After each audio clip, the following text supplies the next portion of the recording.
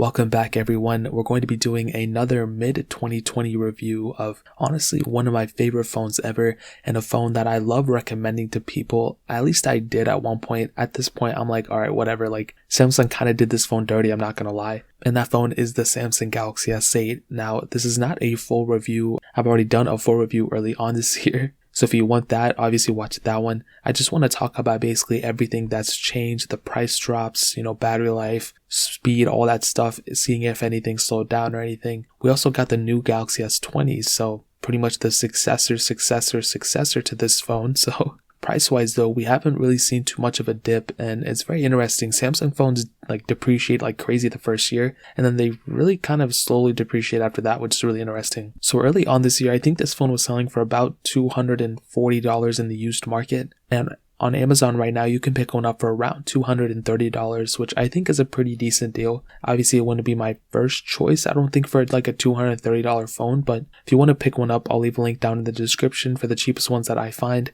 You can get them from there and help support the channel at the same time. Now on the front, you still have that 5.8-inch Super AMOLED display, still 1440p, and still a very good panel. Mine has a ton of burn-in on it, so I can't really tell if it has more or less from early on this year.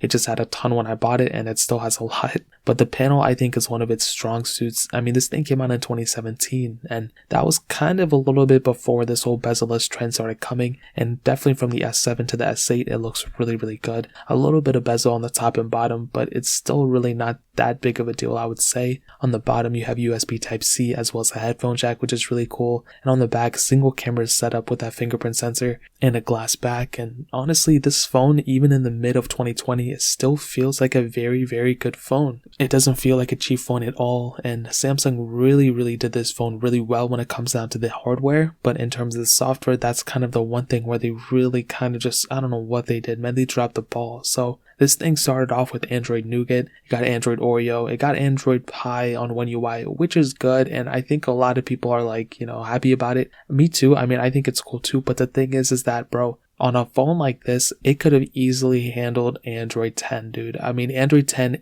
wasn't even that big of a jump from Android 9, but on top of that, the Samsung Galaxy S8 wasn't really that slower or anything compared to the S9. I mean, yeah, it kind of was a little bit, but if the S9 could have handled it, I think the S8 could have too, and that's one of the saddest things about it. I'm like, dude, why can't Samsung just kind of go and keep pushing software to their phones? I understand they're going to have to stop at some point, but just extending it would be really cool. I mean, you look at phones like iPhones, dude, they go crazy. OnePlus, they kind of are up there too, I would say. Even the Google Pixels, bro, like, Samsung really needs to step their game up for sure when it comes down to the software, and that's probably the only main sad part about this phone, I would say, at least going from early on this year to now, because there were, rumors that, it was going to come, it was going to happen, but nope, it did not happen. So we're still on One UI when it comes down to a One UI 1 for that. Performance-wise, still has that Qualcomm Snapdragon 835 chipset, octa-core CPU, and Adreno 540 GPU, and only one model with 4 gigs of RAM. And like I stated before, not a slow performing phone by any means, I don't think,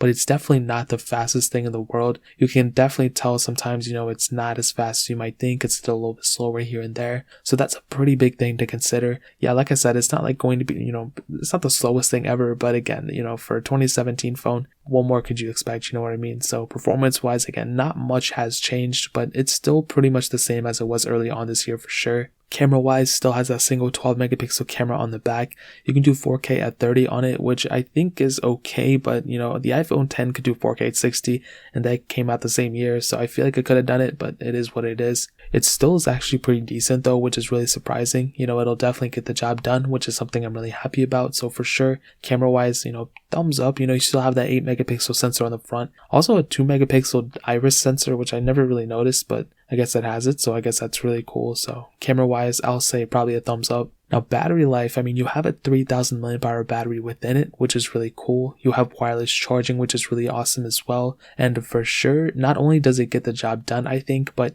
I don't really even think it really depreciated that much from early on this year, which is really cool. Usually, I mean, you guys know, batteries degrade over time, and it just happens with all batteries. This one, it's still pretty much the same as it was early on this year, which is really cool. So when it comes down to that, I'll say it probably gets a thumbs up as well. Now to sum up this review, honestly, this phone is more or less what it was early on this year. The main things that have happened were the software, the S20 is coming out, and a little bit of a price drop, but even then, I think this phone is still a legend in its own case, and even though it didn't get Android 10, in spirit, it's still getting Android updates in my opinion. So that pretty much covers it. If you guys have any other questions or anything, let me know in the comment section below. Hit the like button, that would mean so much, but definitely hit that subscribe button. Every single subscriber that we get really does count, so it means so much if you guys can hit that. Also check out the other links down in the description as well. My Twitter, my Instagram, my second channel. All those links are linked down below. I'd really appreciate it if you guys would check it out. More importantly than everything else, I love every single one of you guys. Hopefully I'll catch you guys in the next video. Peace out till then.